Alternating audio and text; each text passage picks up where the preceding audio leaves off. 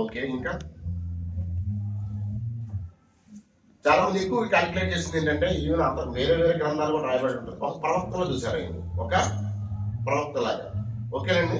ఆయన కూడా ఎంతో మంది ఎలీషా, మోషే అందరూ వచ్చారు. వాళ్ళతో కూడా ఈక్వల్. ఈయన అద్భుతాలు చేశారు, ఆ రోజు చాలా మంది అద్భుతాలు చేశారు. ఈయన ఎక్కువ చేశారు నమ్మలేదు కొంతమంది. కానీ ఏంటంటే యాక్చువల్గా అది కొంత ఎక్కువ మంది ఈయన్ని చూసిందంటే ఒక ప్రవక్తగా చూశారు. కానీ ఈయన యొక్క ప్రవక్త, ఇప్పుడు ప్రతి ఒక్కరు ప్రవక్తలు ఏం చెప్పారంటే యెహోవా సెలవిచ్చినది ఏమని, కానీ ఆయన మాట చెప్పారు కానీ ఆయన సొంతంగా ఏది చెప్పలేదు. అయితే జీసస్ క్రైస్ట్ ఒక్కడే ప్రత్యేకంగా తన అనుకున్నది ఏమని చెప్పాలనుకున్నాడు చెప్పాడు అనమాట. ఆ విధంగా ప్రత్యేకంగా అందరూ చనిపోయారు, ప్రవక్తలందరూ చనిపోయారు. కానీ యేసుక్రీస్తు చనిపోయిన తర్వాత ఏం జరిగింది? భూకంపం వచ్చింది. అట్ ద సేమ్ టైం కడికి చీకటి కమ్మింది. అన్నిటికన్నా ముఖ్యంగా ఒకటి జరిగింది. ఎస్, దేవాలయం తెర పైనుంచి కిందకి చిరిగిపోయింది. అది చాలా దళసరిగా ఉంటుంది. ఓకేనండి, ఏం చిన్నప్పుడు మీరు ఏమంటారు. కానీ ఆ దేవాలయం తెర చెరగడానికి యేసుక్రీస్తుకి తేడా ఏంటండి? అక్కడ ఏం జరిగిందో ఏమనుకుంటారు దాని గురించి? దేవాలయం తెర చిరిగిపోయింది. మేము మీరు దాని గురించి అబ్జర్వేషన్ చేశారు మీరు. ఎస్, ఇంకా పాత నిబంధనలు ఒక నిబంధన తీసివేశారు. ఓకే, ఇంకా అడ్డుగోడను తొలగించారు. ఎస్, అంటే యెహోవా సెలవిచ్చినది ఏమనగా అని ప్రవక్తలు చెప్తూ ఉండేవారు. కానీ యేసుక్రీస్తు ఇట్స్ డైరెక్ట్లీ అది చాలా మంది కొంతమంది ప్రవక్తల కింద ఆయన ఎస్టిమేట్ చేశారు. కానీ చనిపోయినట్టు ఏమైందంటే ఆయన యాక్సెస్ అనేది దేవునికి మనకు యాక్సెస్, యెహోవా తండ్రికి మనుషులకు యాక్సెస్ ఆయన తీసేశాడు. ఐ యామ్ ది వే, మీరు నా ద్వారానే తండ్రికి దేవుని చెప్పాలి. అంటే ఏంటంటే అప్పుడు చాలా మంది అక్కడ ఉన్న వాళ్ళు, చాలా మృతులైన వాళ్ళు వేసారు, కనపడ్డారు, సజీవంగా నడిచారు. పనులు చనిపోయిన వాళ్ళకు సజీవంగా నడిచారు. యెరూషలేములో చాలా మంది అర్థం చేశారు. అంటే ఒక అద్భుతం జరిగింది, అక్కడ ఒక మహాద్భుతం జరిగింది. అయితే యేసుక్రీస్తు భూమి మీద 3.5 సంవత్సరాలు ఎక్కువగా దేని గురించి కాన్సన్ట్రేట్ చేశాడు ఆయన ఇప్పుడు ఆయన వచ్చాడు భూమి మీద కాలం సంపన్నమైనప్పుడు వచ్చాడు. ఆయన 3.5 years భూమిని పలకండలు చేసి వాక్యాలు చెప్పాడు. ఓకేనండి. దాని మెయిన్ పాయింట్ ఏంటి? ఆయన రావడానికి కారణం ఏంటి? చనిపోయిన తర్వాత వెళ్ళి ఇంకో 40 days ఉన్నాడు, 12 times కనిపించాడు, వెళ్ళిపోయాడు పైకి, ఆరోహణం అయిపోయాడు. ఆయన 500 మంది చూస్తాను. కానీ ఆయన మెయిన్ కాన్సెప్ట్ ఏంటి? ఓకే, ఇంకా అంటే ప్రవక్తలు, అంటే పాత నిబంధనల ప్రవక్తలకు కానీ పాత నిబంధనల వాక్యాలకు కానీ యేసుక్రీస్తు వచ్చిన తర్వాత డిఫరెన్స్ ఏంటి? డైరెక్ట్ యాక్సెస్ దేవునితో. ఎస్, ఇంకా అవర్ మైండ్ సెట్ చేంజ్ అయిపోయింది. అర్థమైందండి? ఎందుకు చేంజ్ అయిందంటే ఎక్కువ కాన్సన్ట్రేషన్ ఏం చెప్పి వాక్యాలు, సువార్తలు, వర్తనాలు చెప్పి ఎక్కువగా లాస్ట్ వీక్ మన పాస్టర్ గారు కూడా చెప్పారు ఆయన గురించి, ఆ యొక్క ఇష్యూ గురించి, పరలోక రాజ్యం గురించి చెప్పారు. ఆయన ఎక్కువగా పరలోక రాజ్యం గురించి ఆయన డైరెక్ట్ యాక్సెస్ అనమాట. డైరెక్ట్ చెప్పాడు ఆయన ఏమంటే మీరు పరిశుద్ధంగా ఉండాలి. చెప్పేటప్పుడు ఏం చెప్పాడు ఆయన? తండ్రి, కుమార, పరిశుద్ధాత్మల బాప్తిజం తీసుకోండి, సర్వ సృష్టికి సువార్తను ప్రకటించండి, ఇదిగో యుగాంతరం వరకు నేను మళ్ళీ వస్తాను, కానీ బిఫోర్ మీతోనే ఉంటాను. ఓకేనండి.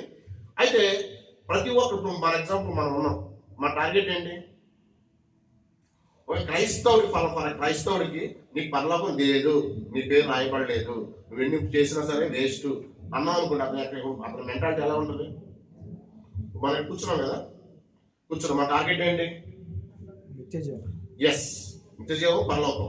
ఆ తర్వాత ఏదైనా సరే మన ఫస్ట్ టార్గెట్ ఏంటండి? As a human being, as Christian bad, మన ఫస్ట్ టార్గెట్ ఏంటండి? పరలోక రాజ్యం. అయితే పరలోక రాజ్యం గురించి ప్రతి చోట ఉంది, ప్రతి మనుషుడు చెప్తారు పరలోక రాజ్యం గురించి.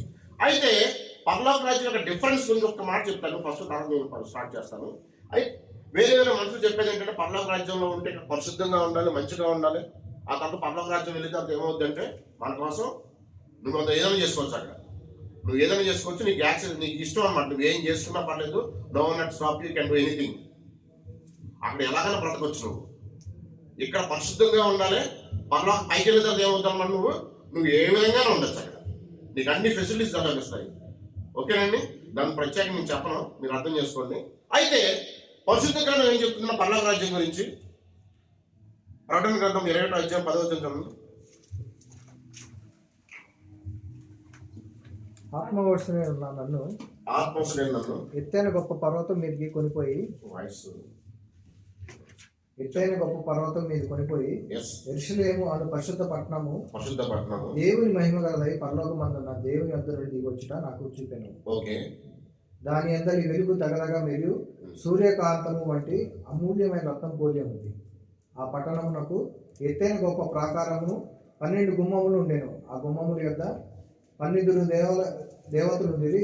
ఇజ్రాయేలీలు 12 గోత్రము నామములు ఆ గుమ్మముల మీద వ్రాయబడి ఉన్నాయి. ఓకే తూర్పు వైపున 3 గుమ్మములు, ఉత్తర వైపున 3 గుమ్మములు, దక్షిణ వైపు 3 గుమ్మములు, పశ్చిమ వైపు 3 గుమ్మములు ఉన్నవి. ఓకే ఆ పట్టణపు ప్రాకారము 12 పునాదులు గలది. ఆ పునాదులు గల దాని గొర్రెపిల్ల యొక్క 12 అపోస్తల 12 పేర్లు కనపడుచున్నవి. ఓకే ఆ పట్టణమున దాని గుమ్మముల ప్రాకారమును కొలుచుటకు నాతో మాట్లాడు వాడి యొద్ద బంగారు కొలకర్ర ఉండేది. ఓకే ఆ పట్టణము చర్చావకమైనది. దాని పొడుగు దాని వెడల్పుతో సమానము. అతడు ఆ కొలకర్ర పట్టణమును కొలవగా దాని కొలత 750 కోసలై ఉన్నది. దాని పొడుగును ఎత్తును వెడల్పును సమానముగా సమానమండి. 16 వచ్చిన ఒకసారి చదవండి మళ్ళీ ఒకసారి. ఆ పట్టణము చర్చావకమైనది.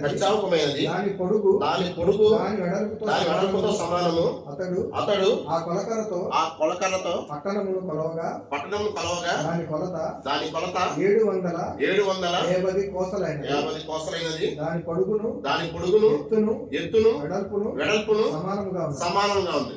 అంటే ఏంటంటే ఇది పర్ఫెక్ట్ క్యూబ్ అన్నమాట.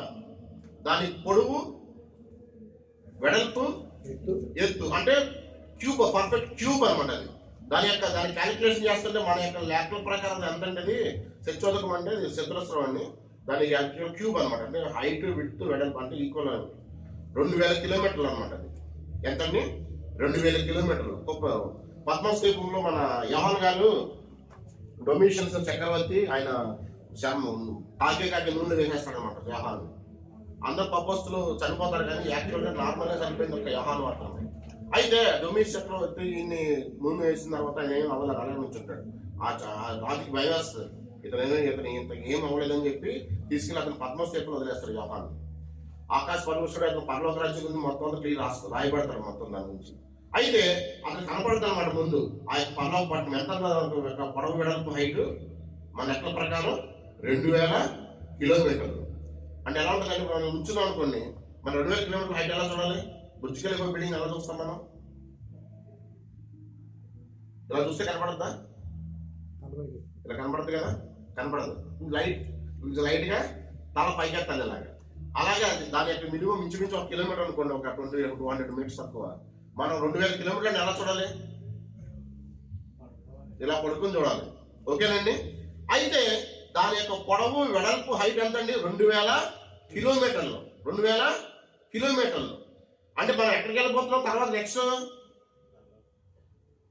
ఎక్కడికి వెళ్ళిపోతున్నాం? మనకు టార్గెట్ ఉండాలి కదండి. Without target how you are doing here? మన టార్గెట్ పరలోక రాజ్యం లేదు అన్నాడు అనుకోండి, ఏం చేస్తాం మనం? ఫర్ ఎగ్జాంపుల్ ఉదయానికి పరలోకం లేదు అని చెప్తే దేవుడు వచ్చి రాత్రి కళ్ళకు వచ్చి చెప్తే ఏం చేస్తాను నేను? టూ ఫ్రాంక్ అండి, మనం ఓపెన్గా మాట్లాడదాం. అప్పుడు నేనేం చేస్తాను చెప్పండి? ఇంకా ఎక్కువ ప్రార్థన చేస్తాను. శుభ్రంగా చదువు ఉద్యోగాలు ఇంకేం నాకు అవసరం లేదు. ఓకేనండి. ఇంటికి వెళ్ళిపోయి మన చర్చ్ ఉంది కదా, చర్చిలో కూర్చొని ఉపవాస ప్రార్థన. దేవా నేను అట్లా లేదు, నా పరిస్థితి ఏంటి? దేవా నాకు పరలోకం. ఖచ్చితంగా ఈ హ్యూమన్ బీయింగ్ ఎవరిని ఇదే చేసేవాళ్ళండి. మనకి పరలోకం లేదంటే ఏం చేస్తాం? మన వేస్ట్ కదా లైఫ్ అనేది. ఇక్కడ పరలోక ఫస్ట్ టార్గెట్ మనకేంటి? పరలోకం ఉన్న ధనం పెట్టుకుని తర్వాత మన భూమి గురించి ఆలోచించాలి. యేసు పండుగ ఎందుకు చేసుకుంటాం మనం? ఆయన యొక్క ఆయన ఏం చెప్పాడు అది మనం ఫాలో అవ్వాలి. మన టార్గెట్ ఏంటి? మన టార్గెట్ దుబాయ్ ఇచ్చి సంపాదించడమా? పైన ఆస్తి సంపాదించడమా? దాని గురించి సంపాదించినప్పుడు ఆటోమేటిక్గా అన్ని సెట్ అయిపోతాయి. దీనికి మనం ఆలోచించే అవసరం లేదు. రేపు ఏమవుతుందో మనకు అవసరం లేదు. ఓకేనండి. ఫస్ట్ టార్గెట్ ఏంటి మనకి? పరలోక రాజ్యం. ఓకేనండి. నెక్స్ట్ 16 వచ్చింది కదా, 17 వచ్చు. మరియు అతడు ప్రాకారం కొలవగా అది మనుషుల కొలత చొప్పున 144 మూరలు అయినది. ఓకే. ఆ కొలత దూతల కొలత. ఒకసారి అయితే ఈ పరలోక రాజ్యం గురించి కొంతమంది గంటలు యేసుక్రీస్తు చెప్పాడు. పాత పరలోక రాజ్యం గురించి తెలిసా తెలీదా? చెప్పండి. అసలు పాత నిబంధన గ్రంథంలో పరలోక రాజ్యం గురించి అక్కడ రాయబడి ఉంది అసలు?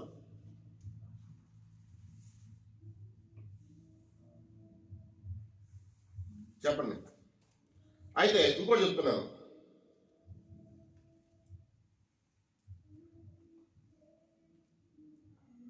యాకోబు పడుకుంటాడు కదా. ఎక్కడ పడుకుంటాడు? ఒక రాజమండ్రి మీద పడుకుంటాడు కదా. పడుకున్నప్పుడు అతను ఏం కనిపిస్తుంది యాకోబుకి? 28వ అధ్యాయం 17వ వచనం ఆదికాండం.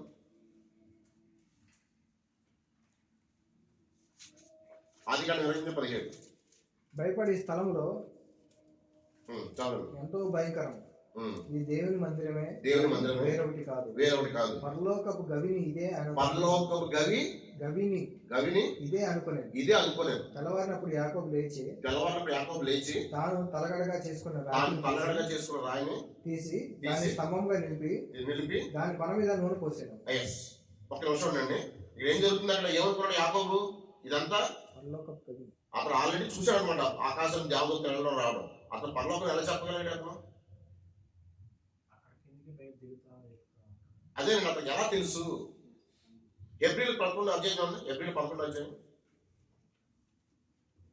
11 చదవండి. ఫస్ట్ నుంచి చదవండి. 13 అధ్యాయం చదవండి. 13 వచ్చిన 11-13. వీరందరూ ఆ వాగ్దానముల ఫలము అనుభవింపకపోయినను దూరం నుండి చూచి వందనము చేసి తాము భూమి మీద పరదేశులమను యాత్రికులమై ఉన్నామని ఒప్పుకొని విశ్వాసం గలవారై మృతి నొందిరి. ఇలాను చెప్పువారు స్వదేశమును వెదుకుచున్నామని విశదపరచుచున్నారు కారా. వారు ఏ దేశం నుండి వచ్చిరో ఆ దేశమును జ్ఞాపకం అందించుకున్న ఎడల మరలా వెళ్ళుటకు వారికి వీలు కలిగి ఉండును. అయితే వారు మరి శ్రేష్టమైన దేశమును అనగా పరలోక సంబంధమైన దేశమును కోరుచున్నారు. మరి దేశమును పరలోక సంబంధమైన దేశాన్ని కోరుచున్నారు. అందుచేత వారి దేవుడనని అనిపించుకొనుటకు దేవుడు వారిని గూర్చి సిగ్గుపడడు. ఏలైనగా ఆయన వారి కొరకు ఒక పట్టణమును సిద్ధపరిచి ఉన్నాడు. వెరీ గుడ్ అండి. ఏలైనగా వారి కోసము ఒక పట్టణము సిద్ధపరిచి ఉన్నాడు. వాళ్ళ కోసము ఒక పట్టణము సిద్ధపరిచి ఉన్నాడు. ఆదికాండం, నిర్గమాకాండం, లేవీకాండం, సంఖ్యాకాండం, ద్వితీయోపదేశకాండం, ఆదికాండం రాసినవారండి. మొత్తం సిస్టమ్ ఆ 5 కాండాలే కదా. మోషే రాశాడు. మోషే ఎప్పుడు రాశాడు?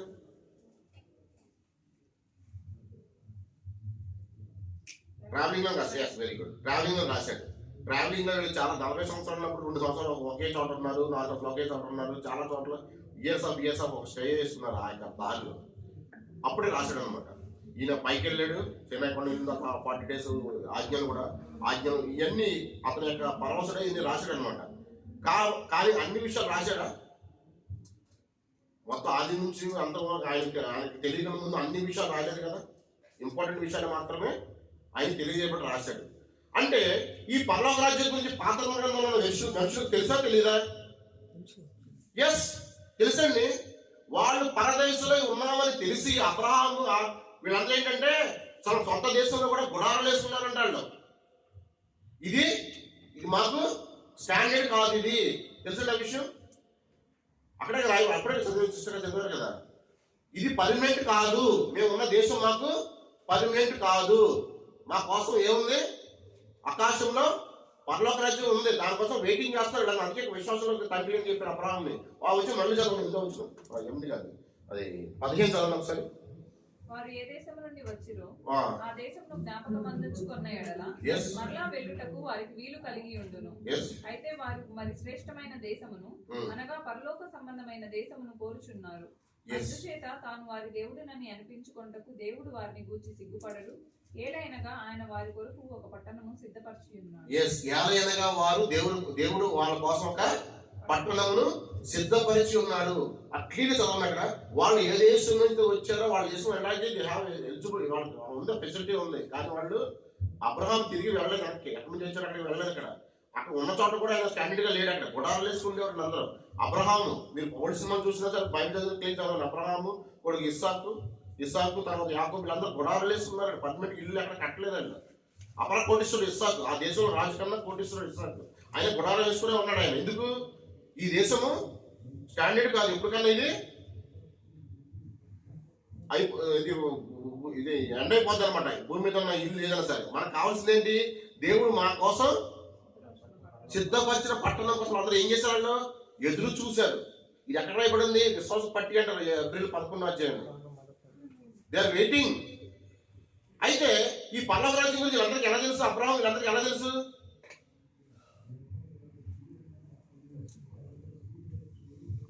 ఆదాం సృష్టించింది ఎవరండి?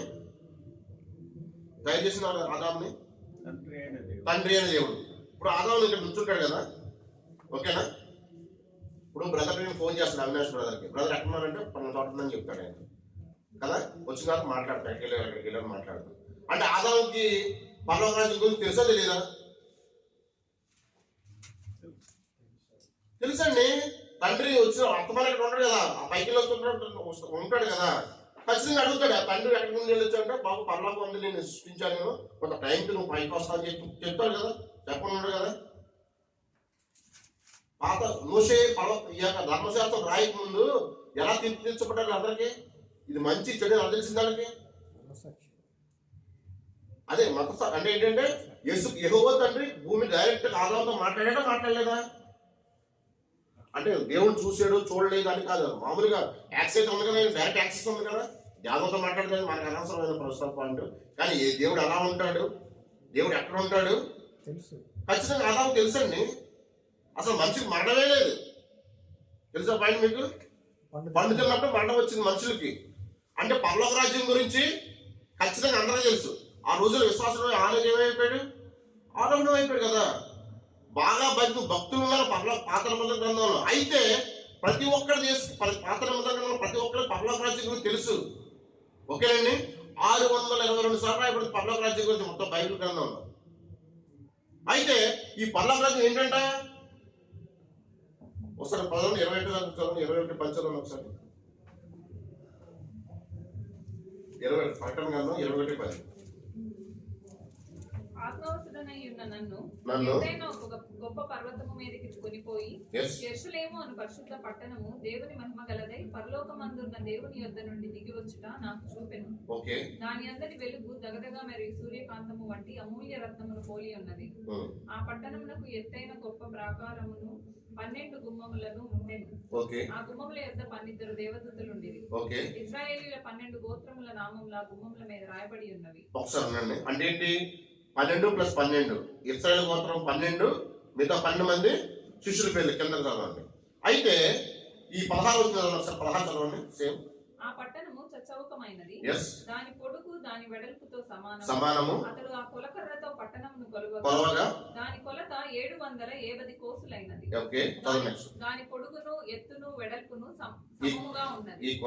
మరియు అతడు ప్రాకారమును కొలువగా అది మనుషుని కొలత చొప్పున 144 మూరలైనది. ఆ కొలత దూత కొలతయే.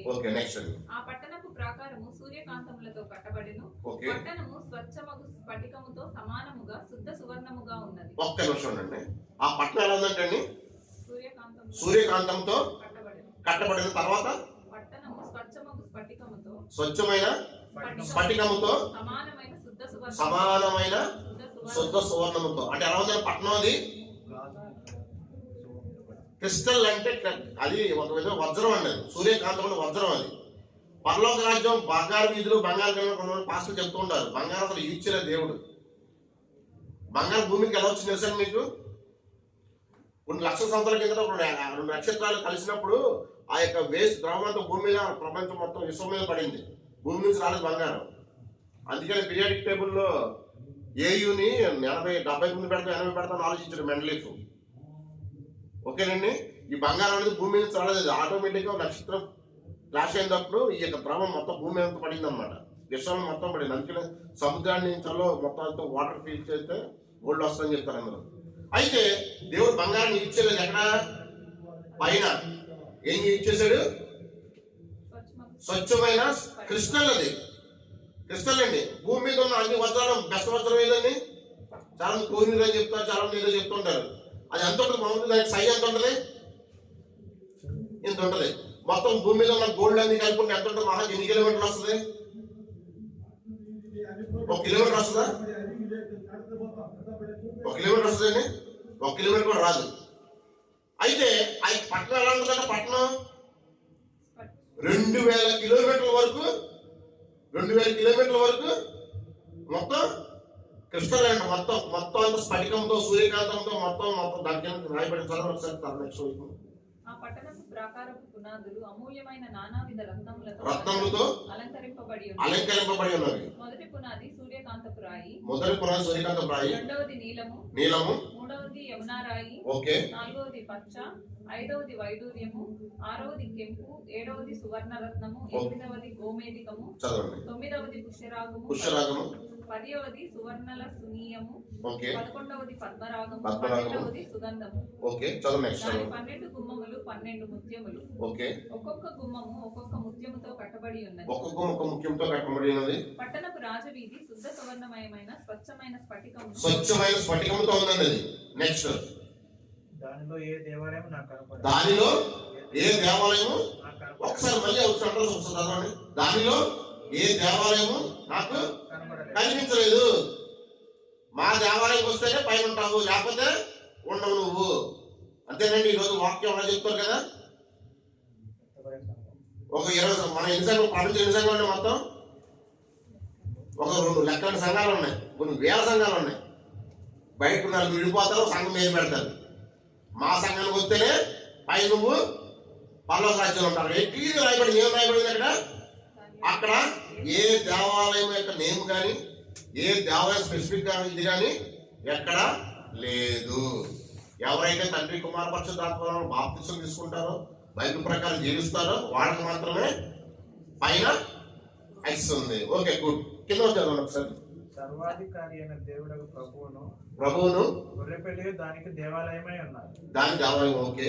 ఆ పట్టణంలో ప్రకాశించుటకు సూర్యుడైన చంద్రుడైన దానికి అక్కర్లేదు. మనకేమక్కర్లేదు? సూర్యుడైనను చంద్రుడైనను అక్కర్లేదు. నెక్స్ట్, దేవుని మహిమయే దానిలో ప్రకాశించును. గొర్రెపిల్లయే దానికి దీపం. ఓకే. జనములు దాని వెలుగునందు సంచరించుదురు. ఓకే. భూరాజులు తమ మహిమను దానిలోనికి తీసుకొని వచ్చు. ఓకే. ఒకడు రాత్రి లేనందున దాని గుమ్మములు పగటి వేళ ఏమాత్రము వేయబడవు. ఒకసారి అండి, మీకు అర్థమైంది కదండి.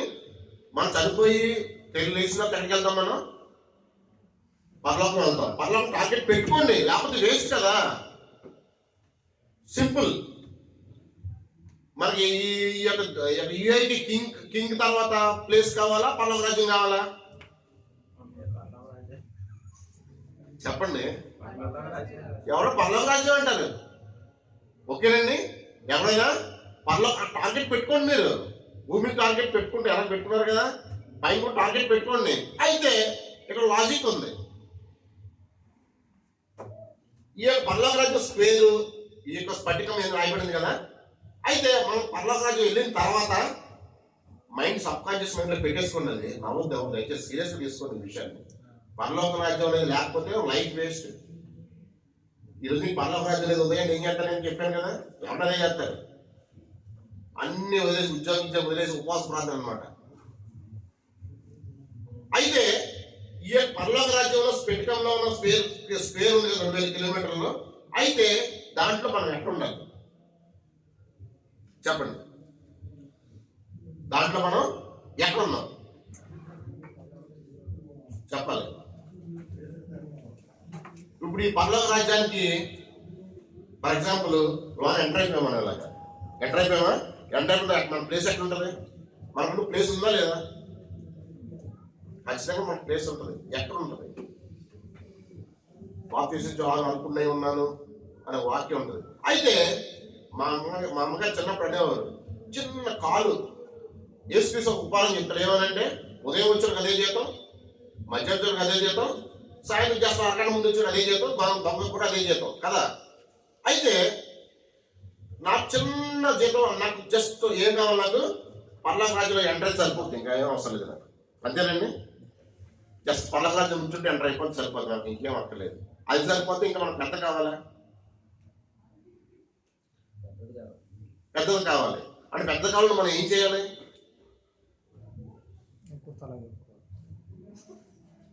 Good, very good. ఎక్కువ స్థలం కొనుక్కోవాలి. ఎలా కొనుక్కుంటాం? డబ్బులు ఎక్కువ పెట్టి మంచి క్రియలు ఇస్తే మంచి. జాన్ 14 చదవండి, 14:1. యోహాను 14:1. 4:2. ఒకటి.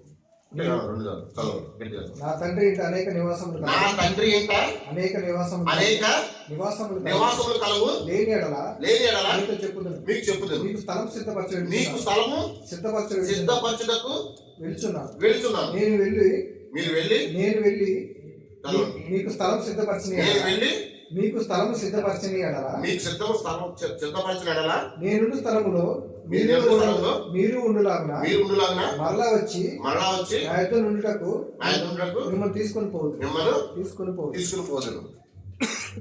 ఒకసారి క్లియర్ చదువుకున్నది మళ్ళీ. అక్కడ ఆల్రెడీ స్థలం అనేది మీ కొరకు నేను ఏర్పాటు చేస్తాను. ఆ మాట యేసుక్రీస్తు ఎందుకు చెప్పాడు ఆ మాటనే? మన సువార్త ఎలా వచ్చిందండి? మనకి సువార్త మన సువార్త ఎలా వచ్చింది చెప్పండి. యేసుక్రీస్తు ద్వారా వచ్చిందా, టీవీ ద్వారా వచ్చిందా? అంతే కదా. యేసుక్రీస్తు శిష్యులు చెప్పాడు, శిష్యులు అలా అలా అలా చెప్పుకుని తోమని చెప్పాడు, తోమానికి ఇండియా వచ్చింది, ఇండియా నుంచి ఏదో పాస్టర్ ద్వారా మనకు వచ్చింది. అంటే మనం డైరెక్ట్ యేసు సువార్త ఎక్కడి నుంచి వచ్చింది? పరలోకం నుంచి వచ్చింది. యేసుక్రీస్తు చెప్పడం ద్వారా వచ్చింది మనకి కదా. అంటే యేసుక్రీస్తు ఏం చెప్పాడు అక్కడ? నేను చెప్పినట్టు మీరంటే పరలోక రాజ్యం వస్తారు, మీకు ఒక నేను ప్లేస్ ఏర్పాటు చేస్తాను. ఈ ప్లేస్ ఎలా ఉంటుంది మరి చెప్తాను. మా అమ్మగారు ఎగ్జాంపుల్ అది. పొద్దున్న వచ్చిన జీతం అదే, మధ్యాహ్నం జీతం అదే, జస్ట్ గంట ముందు వరకు జీతం అదే ఒకటేనా? జీతం అయితే ఒకటే. యేసుక్రీస్తు చెప్పాడు, ఉపమానం చెప్పాడు, కానీ ప్లేస్ చెప్పలేదు కదా. అయితే మీకు ఎగ్జాంపుల్ చెప్తాను. నేను చిన్నప్పుడు బాప్టిజం తీసుకున్నాను. పొద్దున్న సాయంత్రం దేవా దేవా దేవా అని మందిరంలో కూర్చుంటాను, పని చేసుకుంటాను, వస్తాను, ఎవరు డిస్టర్బ్ చేయండి. నేను అలా చనిపోయాను నేను. ఓకేనా? తర్వాత వేరే ఆయన ఉన్నాడు. ఓకేనండి. అయితే నేను మొన్న అవినాష్ గురించి ఒక మాట చెప్పాను. బ్రదర్ మీరు తెలుసండి, ఒక సహోదరికి ఇలాగా బిడ్డ పుట్టిన తర్వాత 10 రోజుల వరకు ఆయన సెలవు పెట్టుకుని వాళ్ళిద్దరు సహోదరుడు స్పెండ్ చేశారు, టైం అంతా స్పెండ్ చేసి వాళ్ళిద్దరు చెక్ అయిన తర్వాత ఇక్కడ వచ్చి మనం కూర్చున్నారు. అయితే వాడు హెల్ప్ చేద్దామని ఒక కాన్సెప్ట్ మన మైండ్లో ఇప్పుడు ఉండాలి. అది ఆగ్నస్ మోనిసా బోధాక్షరం తెలుసు కదా మీకు? ఎవరండి ఇవిడ? Mother Teresa. ఆవిడ ఎలాగే మదర్ తెరీసా అయిన తర్వాత క్రైస్తవులు అనేది ఏంటంటే హెల్ప్ చేసే మెంటాలిటీ ఎక్కువగా ఉంటుంది. ఓకేనండి. చాలా మంది టీవీలో చూడండి, ఎంతమంది తిట్టుకుంటారు, కొంతమంది పక్క నుంచి అంటుంటారు. యేసుక్రీస్తు నమ్మిన వాళ్ళకి ప్రేమ అనేది ఎక్కువగా ఉంటుంది. ఓకేనండి. వాళ్ళ హెల్ప్ చేయాలని ఎక్కువగా యాంగ్జైటీ ఉంటుంది. వాళ్ళ యొక్క తిరిగి ఆశించదు దేన్ని, దేవుని యొక్క ఆశీర్వాదం. అది మనం ఏం చేయాలి? ఆశీర్వాదం కావాలంటే మనం రేపు పర్లోక రాజ్యంలో ఎక్కువ ఇల్లు కావాలంటే ఏం చేయాలి? మనం ప్రతిరోజు చిన్న నేను సండే స్కూల్ నేర్చుకుని నేను తెలిపాను. చిన్నప్పుడు ఎప్పుడో ₹1, ₹10 పావడ అడుపునేవాడు ఉండో వేసేవాడు నేను. పరలోక రాజ్యంలో మనం బ్రతకాలంటే ఏం కావాలి? మనకి స్థలం కలుపుకోవాలి. మనం స్థలం ఎలా కొనుక్కోవాలి? ధనం ఎలా కూర్చుకోవాలి? మనం సత్క్రియలు చేయాలి. ఇంకా ఇంకేం చేయాలండి? రోజు ఇప్పుడు నేను పరిచయం నేను ఏంటి, నేను తారీఖు 18 కదా, 18వ తారీఖు పరలోక రాజ్యంలో ఏ ప్లేస్ సంపాదించి ఎంత సంపాదించుకున్నాను మీకు అర్థం కాలేదు కదా. మళ్ళీ చెప్తాను. బాప్టిజం తీసుకుని పరిశుద్ధంగా బ్రతికి చనిపోయిన తర్వాత పరలోక రాజ్యంలో ప్లేస్ అంటూ ఉంటుంది అంతే. ఓకేనండి. కానీ మనం 10 మందికి హెల్ప్ చేసి, ఓకేనండి, యేసుక్రీస్తు ప్రేమను మనం 10 మందికి చూపించామనుకోండి, వాడికి ఎక్కువగా ఉంటుందా, వీడికి ఎక్కువగా ఉంటుందా? ఫ్రాంక్గా చెప్తున్నానండి నేను. మీరు కాబట్టి చాలా చేసే విషయంలో పరలోక రాజ్యంలో ఇల్లు ప్రతి ఒక్కటి సమానం కాదు. ఓకేనండి. పరిశుద్ధంగా ఉండి పరలోకి వెళ్ళిపోవచ్చు, కానీ ఆ ప్లేసులు చాలా వేరుగా ఉంటుంది, ఇల్లులు చాలా వేరుగా ఉంటుంది, మనకుండే ఎక్విప్మెంట్ చాలా వేరుగా ఉంటుంది. ఓకేనండి. క్రైస్తత్వం అంటే ఏంటి? ప్రేమను చూపించడం, నలుగురికి హెల్ప్ చేయడం, అంతే కదా. నేను పరిశుద్ధంగా ఉన్నాను, నేను ఎవరికి ఎక్కువ హెల్ప్ చేయక్కర్లేదు, నేను పరిశుద్ధంగా బతుకుతాను, పరిశుద్ధంగా చచ్చిపోతాను, నాకు దేవుడు ఆ రాజ్యం ఇస్తాడంటే ఇస్తాడా? ఇస్తాడు. కాదమ్మా. మనకి యొక్క ధనాన్ని పుచ్చుకోవాలంటే ఏం చేయాలి? మనం ఇక్కడే మన ఇంటి యొక్క మెటీరియల్ తయారు చేసుకోవాలండి. మెటీరియల్ అర్థమైందని చెప్పింది నేను. పరలోక రాజ్యంలో ఉన్న గృహానికి మెటీరియల్ ఎక్కడి నుంచి వస్తుంది? ఎక్కడి నుంచి వస్తుందండి? ఇక్కడి నుంచి వస్తుందండి. అర్థమైందండి. ఈ రోజు నేను బ్రతికాను, 18వ తారీఖు బ్రతికాను, ఏం చేసి పరలోక రాజ్యం కోసం నేను ఏం చేశాను? నేను వర్క్ చేశాను, నాకు ఒక 200-300 శాలరీ వచ్చింది, లేదా 500 శాలరీ వచ్చింది అంటే మనం లెక్కేసుకునేది. కానీ పరలోక రాజ్యం ఎంత సంపాదించాను నేను, ఏం హెల్ప్ చేశాను నేను, దేవుని చెప్పిన మాట ఏం విన్నా నేను. ఓకేనండి. ప్రతిదీ మనం ఏంటంటే ప్రతిదీ క్యాలిక్యులేట్ చేయాలి. భూమి మీద ఉన్న డబ్బులుగా మనం క్యాలిక్యులేట్ చేసేది అది క్లియర్ రాయబడింది అక్కడ. లాస్ట్ చదవండి 27-21 లాస్ట్ చదవండి, మీ చదివిన వాక్యంలో ఆ యొక్క అధ్యాయం లాస్ట్ వచ్చిన గొర్రెపిల్ల యొక్క జీవ గ్రంథమందు రాయబడిన వారే దానిలో ప్రవేశింతురు గాని నిషిద్ధమైనదేదైనను అసహ్యమైన దానిని అబద్ధమైన దానిని జరిగించు వాడైనను దానిలోనికి ప్రవేశింపరు. ఓకేనండి. అయితే నేను పరిశుద్ధంగా ఉంటాను, ప్రవేశిస్తాను, నాకంతా నా దగ్గర ఎలా కుదిరితే కుదరదు కదా. మైండ్లో గుర్తుపెట్టుకోండి, నేను పరిశుద్ధంగా ఉంటాను, చనిపోయిందని పరలోక రాజ్యం వచ్చేస్తాను కన్ఫర్మ్ చేసుకోవద్దు. అక్కడ కూడా అనేక నివాసములు కలవు. అక్కడ యేసుక్రీస్తు ఎప్పుడు ఎక్కువ అని చెప్పాడు. అక్కడ 14:2 మళ్ళీ 14:2 యోహాను సువార్త. నా తండ్రి ఇంట అనేక నివాసములు కలవు. లేని ఎడల మీతో చెప్పుదును. మీకు స్థలం సిద్ధపరిచి వెళుచున్నాను. ఒక్క నిమిషం. ఓకేనండి. అంటే ఏంటి? నేను వెళ్ళి మీకోసం స్థలాన్ని సిద్ధపరుస్తాను. వెళ్తున్నా నాకొద్దు, నువ్వు నేను చనిపోయి తిరిగి లేచి వెళ్ళిపోతాను. నేను మనకు ఎవరు వస్తారు? ఆయన ఆదరణకర్త వస్తారు మీ దగ్గరికి. ఆయన పరిశుద్ధాత్మ దేవుడు, అన్ని హెల్ప్ చేస్తాడు ఆయన. మీ మైండ్ లో పెట్టుకోండి, ఏమని పైన వాటి ఏంటి మీరు నెత్తకండి. కింద ఉన్న వాటి గురించి మీరు ఎక్కువగా కాన్సన్ట్రేట్ చేయొద్దు. ప్రతి ఒక్కరికి హెల్ప్ చేయండి. ప్రతి హెల్ప్ ఏమవుతుంది రేపు పొద్దున క్యాలిక్యులేట్ పడుతుంది. బీదలకు అప్పించోడు ఏంటండి? బీదలకు అప్పించోడు ఏమవుతాడు? యెహోవాకి అసలు వండర్ఫుల్ కదా, నిజంగా వండర్ఫుల్ కదా. అసలు మామూలుగా అప్పు తీసుకున్నాడు ఏమవుతుంది అర్థం కాదు మీకు. పేదలకు అందించేవాడు ఏమవుతాడు? యెహోవాకు అప్పించాడు అవుతాడు. అంటే మనం డైరెక్ట్ దేవుడికి అప్పించాం కదా. అయితే అప్పు తీసుకున్నాడు అప్పించాడు ఎలా ఏమవుతాడు? ఇంకో వచ్చి ఉంది కదండి, రుణస్థుడు అవుతాడు. అంటే దేవుడు మనకి ఏమవుతాడు? ఇప్పుడు అక్కడ నేనే క్రియేట్ చేయలేదు. అది పేదలను కన్వించాలి. పేదలు కన్విస్తే ఏమవుతుంది? డైరెక్ట్ గా పైకి యాక్సెస్ అనమాట మనకి. నేను పరిశుద్ధంగా ఉంటాను, నేను ఏమి పట్టించుకోను, ఎవరిని పట్టించుకోను, ఏదైనా ఫోన్ చేసి ఎవరిని హెల్ప్ చేయకుండా నేను మాట్లాడను అని ఇప్పుడు మనకు ఉంటుందండి. క్రైస్తవులు అంటే ఒకటి ఉంది, ఏమని మీరు ఎవరిని అడగండి. ప్రేమగా ఉంటారు, ఇలా 10 మందికి హెల్ప్ చేస్తారు. పల్లెకి హెల్ప్ చేస్తారు అందరూ, అమెరికన్స్ అందరూ పల్లెకి హెల్ప్ చేస్తారా? ప్రతిదీ ఎవ్రీథింగ్ ఈస్ క్యాలిక్యులేటెడ్. ఓకేనండి. హెవెన్ అంటే వేరే మనుషులు చెప్తున్నట్టు మనకి ఇష్టం ఉంటాడు ఏదైనా చేసుకోవచ్చు కాదు. అక్కడ ప్రతిదీ క్యాలిక్యులేట్ అవుతుంది. నిన్న మనం ఏం చేసాం? ఈరోజు నిన్న మనకి హెవెన్కి ఏమైనా ఉపయోగపడ్డాం మనం? ఈరోజు మనం ఏం చేస్తున్నాం? రేపు ఏం చేస్తున్నాం? ప్రతిరోజు మీరు మైండ్లో పెట్టుకోండి. ప్రతిరోజున పరలోక రాజ్యానికి నేను ఏం చేశాను? ఈరోజు నేను 400 సంపాదించి 500 సంపాదించి ఓకే యాక్సెప్టెడ్. పరలోక రాజ్యంలో కనీసం రూపాయి సంపాదించుకున్నా, ఒక ఇటుకరాయి సంపాదించుకున్న ప్లేస్కి. ఓకేనండి. ప్రతిదీ ఎవ్రీథింగ్ ఇస్ క్యాలిక్యులేటెడ్ అండి. పరలోక రాజ్యంలో అనేక నివాస స్థలములు కలవు. ఓకేనండి. ఆ నివాస స్థలం నీదేమై ఉండాలి? ఈ ప్లేసు బ్రదర్ చెప్పారు కదా, ఎక్కడి నుంచో మనం మెటీరియల్ సప్లై చేయాలి పరలోక రాజ్యానికి. అర్థమైందండి. ఈ రోజు నేను ఏం చేశాను పరలోక రాజ్యం గురించి అని ప్రతిదీ క్యాలిక్యులేట్ చేసుకోండి. క్యాలిక్యులేట్ చేయడం ఏం చేయాలి? పేదలకు అప్పించేవాడు యెహోవాకి కనికరించేవాడు దేవునికి అప్పించేవాడు అంటండి. ఉపకారములకు ఆయన ప్రత్యుపకారం చేయను. మన బ్రదర్ హెల్ప్ చేసే బ్రదర్ అడిగితే వాళ్ళ బ్రదర్ దేవుడు చూసుకుంటే సరిపోద్ది అని చెప్పాడు నాకు. మనం ఏం చేసా అసలు ఏమవుద్ది? దేవుడు మనకి తిరిగి ప్రత్యుపకారం చేస్తాడు. నేను పరిశుద్ధంగా ఉంటాను, నేను పరిశుద్ధంగా సెల్ఫ్ రెస్పెక్ట్ గా ఉంటాను, నేను చచ్చిపోతాను పరలోక రాజ్యం వచ్చేస్తాను ఇప్పుడు అనుకోవద్దండి. క్రైస్తవుడిని ఎలా ఉండాలి? ప్రతి ఒక్కరికి హెల్ప్ చేయాలండి. హెల్ప్ చేసే మైండ్ ఉందనుకోండి, మనం ఎవరికైనా హెల్ప్ చేస్తాం. ఓకేనండి. మన టార్గెట్ ఏంటి? ఫైనల్ గా పర్లోక రాజ్యం వస్తుందండి. పర్లోక రాజ్యం రాకుండా ఉండదు. నేను కాన్ఫిడెన్స్ చేస్తున్నా. పర్లోక రాజ్యం రాత్రం లైఫే వేస్ట్. పర్లోక రాజ్యం రాకపోతే మన లైఫే వేస్ట్. ఈ పర్లోక రాజ్యం లేదంటే నేను బైబిల్ పట్టుకోవడం వేస్ట్, నేను వాకింగ్ చెప్పడం వేస్ట్, నేను ప్రార్థన చేసుకోవడం వేస్ట్. ఏదో నార్మాలిటీగా పొద్దున్న దేవస్థానం చెప్పడం నార్మల్ కాదు. ఇది లైఫ్ ప్రతిదీ క్యాలిక్యులేటెడ్. నేను రోజు ఏం చేస్తాను, ఇది క్యాలిక్యులేట్గా చేసుకోవాలి మనం. ఓకే, పర్లోక రాజ్యంలో ప్లేస్ కావాలంటే ఏం చేయాలి?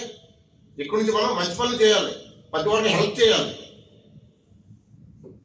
ఓకేనండి, ప్రతిదీ ఈ రోజు నేను ఏం చేశాను, టార్గెట్ పరలోక రాజ్యం కోసం నాకు ఇటుకరాయి తయారు చేసుకున్నాను గృహానికి.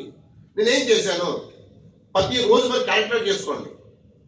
ఓకేనండి, ప్రతి ఒక్క రోజు మన శరీర పరంగా ఎలా ఆలోచిస్తాం, ఆత్మపరంగా కూడా అలా ఆలోచించండి. ఎందుకు చెప్తాను, ఎస్టు తర్వాత యేసుక్రీస్తు వచ్చి చనిపోయిన తర్వాత చెప్పిన వాక్యం ఫస్ట్ ఏంటి, పరలోక రాజ్యం గురించి ఆయన ఎక్కువ టార్గెట్ చేసి చెప్పాడు. క్రైస్తవులు అంటే ప్రేమను చూపించాలి, మన యేసుక్రీస్తుని యొక్క సువార్త ఎలా పట్టించాలో మనం 10 మంది అలా చెప్పాలి. ఓకేనండి.